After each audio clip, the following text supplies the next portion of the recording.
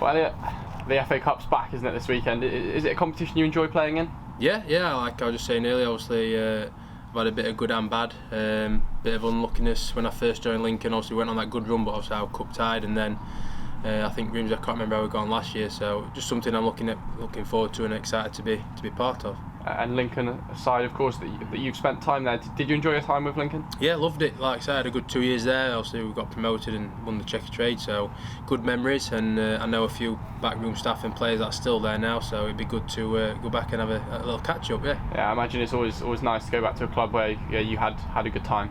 Yeah, like I said, there's no bad blood from my side, and obviously I think they were at the time when I left Grimsby from them, but that's football at the end of the day. I enjoyed my time, got on with everybody there, the people even behind the scenes, so yeah, I'm looking forward to meeting and catching up with a few nice people back there. I suppose it's a side you know well from both sides of the Lincolnshire derby, obviously making the switch to Grimsby there.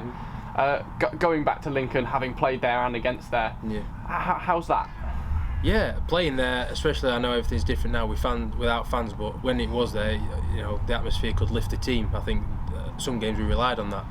Obviously, you get 9,000 behind you. It's a very intimidating thing for away teams, and obviously playing against them, they're a good team. Everything's changed now. They've got a new manager, a new style of play. They play a lot more football, so it's just going to be a different challenge that we face come Saturday, and I'm looking forward to it. And sort of since the end of that season, they got promoted from the National League. They've had a real good following every week at Stinsel. So going there when there's no fans might swing things towards Forest Green, I suppose. Yeah, I think, like you say, everything can change now, and fans are, like I say, a big part of it on a match day. But without them, it's the same for both teams now. I know we're going to be the away team, so it might help us, but I'm sure if we were allowed fans, we'd have had a good support coming in and supporting us anyway. So we've both got to deal with it. So let's just hope we can get the result. And you'd be doing yourself a disservice to say a win on Saturday would be a giant killing, but there's no secret that you are obviously the underdogs. Lincoln, a League One side. When you go into a game knowing that you're the underdogs, do you approach it a little bit differently? No, I think you could easily get into the mindset of, there's no pressure on us, or there's less pressure, but me personally, no, every game's different, and like I said earlier, the beauty of the cup is anything can happen, so it's just how we play on the day and how we prepare, and if we give ourselves every chance of winning that game, then I'm sure we'll come out on top regardless of the mindset and who's the underdog and who's not. And it gives you a real opportunity to test yourself, doesn't it, against a side in a league I suppose you're aspiring to be in? Yeah, like you say, obviously when you play the bigger and better sides, that's just a bit of a confidence boost as well, because like you say, it's a test there, and you want to try and be where they are, so if we can go and perform on the day and, like you say, get the victory, then it shows that we prove we can, compete with League One teams at the top of League One as well. And there's always the phrase, you use the magic of the cup. It does feel like on single knockout games that there's no way of predicting which way it's going to go, is there? No, I think many have seen it before, where you'll see non-league teams beating league teams, and then you'll see lower league teams beating Premier League teams. So in that 90 minutes plus extra time and penalties, it's just all it's just down to that one game, and it's unpredictable. Yeah. And you mentioned there the FA Cup run that Lincoln had while you were there.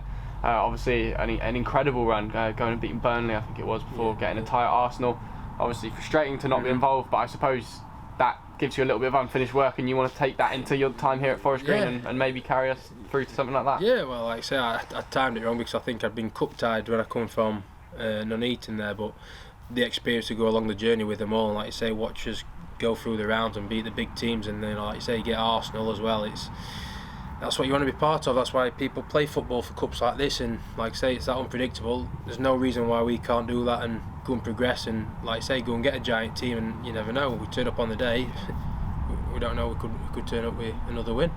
And is it always a little bit more special playing in the FA Cup, a competition you must have watched as a child, and to have that badge on your sleeve and to be going out in front of the FA Cup crowds, I suppose, in previous years? Yeah, it's the old traditional cup which everybody remembers, and it's just a shame the crowds can't be there to support us and witness it as well, but the experience never changes. It's an important cup to, I think, every club. It can change a lot of clubs financially as well. So yeah, I don't think there's nobody I speak to who doesn't look forward to playing the FA Cup.